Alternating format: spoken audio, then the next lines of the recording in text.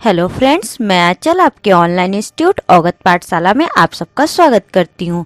आज 25 जनवरी है और आपके दोनों शिफ्ट के एग्ज़ाम हो चुके हैं और यहाँ पर हम जैसे कि लगातार रोज़ सेकंड शिफ्ट का यहाँ पे जो जीके के क्वेश्चन होता है उनको देखते हैं और जो फर्स्ट शिफ्ट का है वो क्वेश्चन हमारे चैनल पे आपको कराया जा चुका है।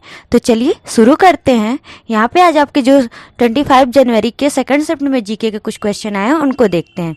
चलिए, यहाँ पे आज आपका पहला क्वेश्चन आया हुआ था, इब्न बतूता भारत किसके साथ आया। इब्न बतूता भारत किसके साथ आया? तो यहाँ पे आपका सही आंसर हो जाएगा मोहम्मद बिन तुगलक।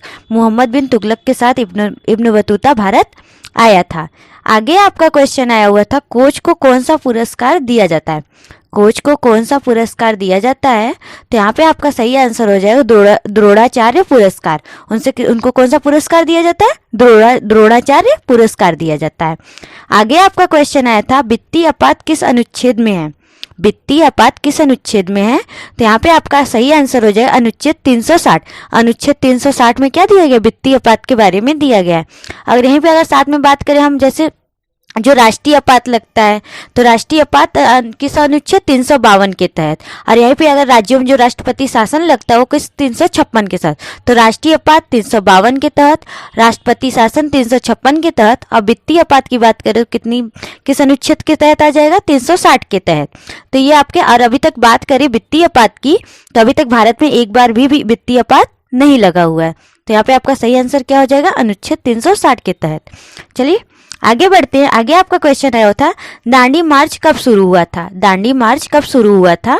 तो यहाँ पे आपका सही आंसर हो जाएगा 12 मार्च 1930। 12 मार्च 1930 को ही दांडी मार्च की शुरुआत हुई थी। आगे क्वेश्चन पूछा था, न्यायपालिका की विशेषता क्या है।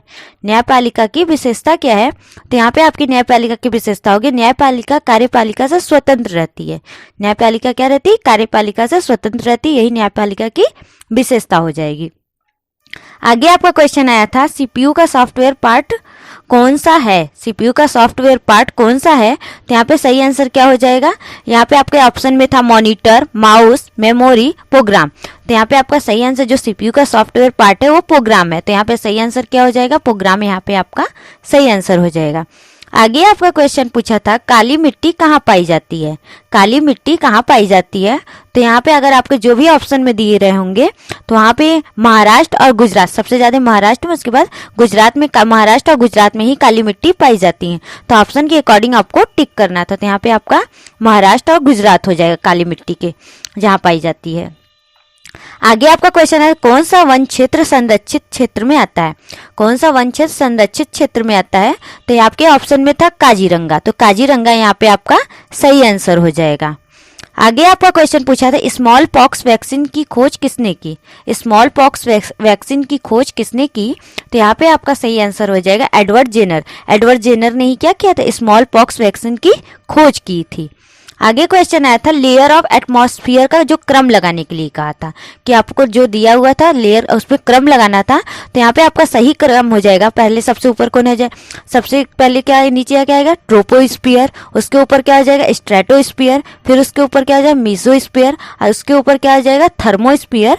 और उसके बाद एक्सोस्फियर। तो ये आपके लेयर ऑफ एटमॉस्फेयर के क्रम थे। सबसे ऊपर ट्रोपोस्फियर, फिर उसके बाद स्ट्रेटोस्फियर, फिर उसके आगे मेसोस्फियर, फिर उसके आगे थर्मोस्फियर और उसके बाद एक्सोस्फियर। तो ये आपके सही क्रम है।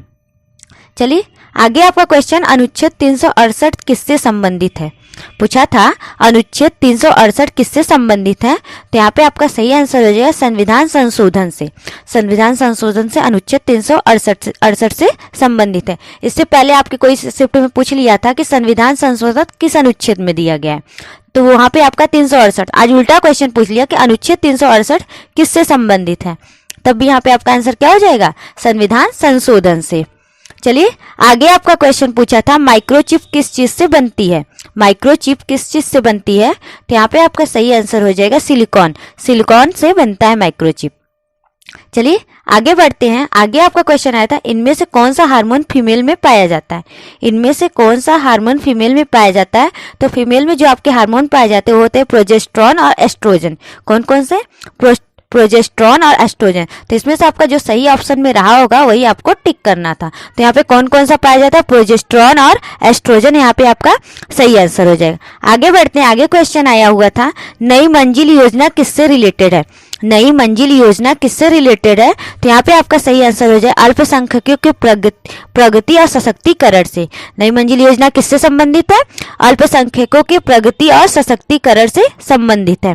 आगे आपका क्वेश्चन आया हुआ था अग्नि 5 की मारक क्षमता कितनी है। अग्नि 5 की मारक क्षमता कितनी है, तो यहाँ पे आपका आंसर हो जाएगा 5500 से 5800 किलोमीटर तक। कितना हो जाएगा, 5500 से 5800 किलोमीटर तक यहाँ आपका सही आंसर हो जाएगा। आगे आपका क्वेश्चन आया हुआ था poverty and un British rule in India. क्या क्वेश्चन पूछा था, poverty and un British rule in India पुस्तक के लेखक कौन है। तो यहाँ पे आपके सही आंसर क्या हो जाएगा, दादा भाई नौरोजी है। Dadabhai Naoroji poverty and un British rule in India के पुस्तक के लेखक है। आगे आपका क्वेश्चन था स्वच्छ भारत स्वच्छता अभियान की शुरुआत कब की गई थी। स्वच्छता अभियान की शुरुआत कब की गई थी, तो यहाँ पे आपका सही आंसर है 2 अक्टूबर 2014 से की गई थी। चलिए आगे आपका क्वेश्चन आया था स्विट्जरलैंड किस पर्वत श्रेणी में आता है। स्विट्जरलैंड किस पर्वत श्रेणी में आता है, तो ये आपके आल्प्स पर्वत श्रेणी में आता है। किसमें आता है, आल्प्स पर्वत श्रेणी। यहाँ पे आपका सही आंसर हो जाएगा। आगे क्वेश्चन था धान की कटाई के समय कौन सी गैस निकलती है।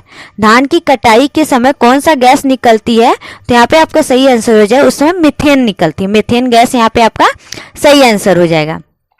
आगे क्वेश्चन आया था खेल के खिलाड़ियों को कौन सा पुरस्कार मिलता है। खेल के खिलाड़ियों को कौन सा पुरस्कार मिलता है, तो यहाँ पे आपका सही आंसर हो जाएगा अर्जुन पुरस्कार मिलता है। अर्जुन पुरस्कार यहाँ पे आपका सही आंसर हो जाएगा। आगे आया था दांडी मार्च कब शुरू हुआ था, तो दांडी मार्च की शुरुआत 12 मार्च 1930 से हुई थी। यहाँ पे आपका सही आंसर हो जाएगा। आगे आया था क्वेश्चन पंचमहल कहाँ है। पंचमहल कहाँ है, तो यहाँ पे आपका सही आंसर हो जाएगा फतेहपुर सीकरी। फतेहपुर सीकरी में पंचमहल है। आगे आपका क्वेश्चन यूएनओ का स्थायी सदस्य इनमें से कौन से हैं, तो उसमें आपको 4 ऑप्शन दिया था, उसमें से कौन से स्थायी सदस्य हैं उनके बारे में पूछा था। तो यहाँ पे हमने जो यूएनओ के 5 स्थायी सदस्य हैं उनका नाम लिख दिया। पहला कौन है, यूएसए, दूसरा कौन है, यूके, तीसरा है चाइना, चौथा है फ्रांस और 5वां है रसिया। तो ये आपके यूएनओ के 5 स्थायी सदस्य देश हैं। चलिए तो उसमें से आपको बताना था कौन सा नहीं, तो इनमें से जो आपका रहा होगा उसी को आपको टिक करना था। चलिए आगे बढ़ते हैं। आगे आपका क्वेश्चन पूछा था कितने फसल पर एमएसपी प्रोवाइड किया जा रहा है।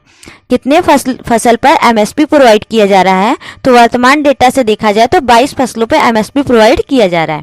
तो यहाँ पे आपका सही आंसर क्या हो जाएगा, 22। आगे आपका क्वेश्चन था आवर्त सारणी किसने बनाई है। आवर्त सारणी किसने बनाई है, तो अगर हम यहाँ पे आवर्त सारणी की बात कर रहे हैं तो जो पुराना वाला आवर्त सारणी ओल्ड वाला तो उसको मेंडलीफ ने बनाया था, और नए वाले की बात करें न्यू वाली तो उसको मोस्ले ने बनाया था। तो यहाँ पर भी आपको ऑप्शन के अकॉर्डिंग टिक करना था कि आपका क्या ऑप्शन रहा होगा।